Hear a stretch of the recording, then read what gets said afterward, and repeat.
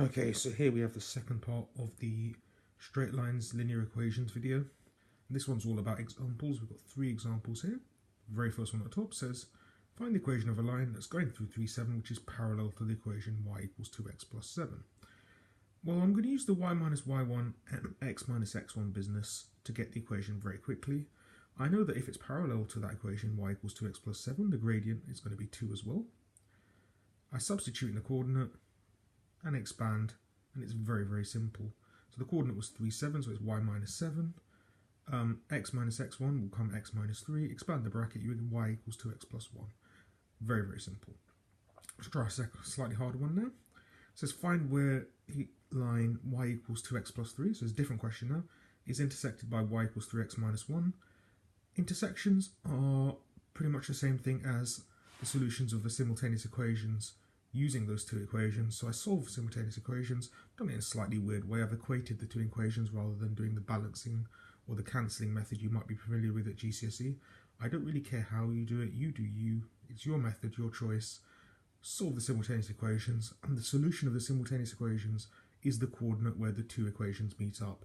So as I told you before in the previous video, simultaneous equations and where the lines intersect are one and the same thing. Now, finally, one that's a little bit worthy of your time. So we've got AB. So AB is a line segment, that just means that it's a bit of a line.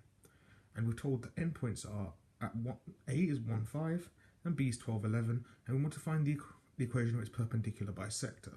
What is a perpendicular bisector? It's a line that cuts it at 90 degrees halfway. Bisect means cut in half.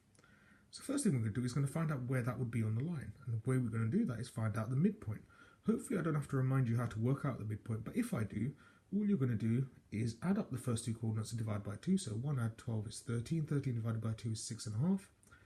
And the second one is 5 add 11 is 16, half of 16 is 8. So that's going to tell me wherever my perpendicular bisector is, it's going to go through that coordinate 6.5, 8, because that point cuts the line AB in half precisely. To work out the equation, I use y minus y1, mx minus x1 again, but I need a gradient. So work out the gradient of the original line AB, y2 minus y1, x2 minus x1. Go back to the video, the first video, if you're struggling to remember how these things are happening. There's a reason why I split this up into 2 videos. One was all theory, this is all practice. Okay, so I've got the gradient of AB, great.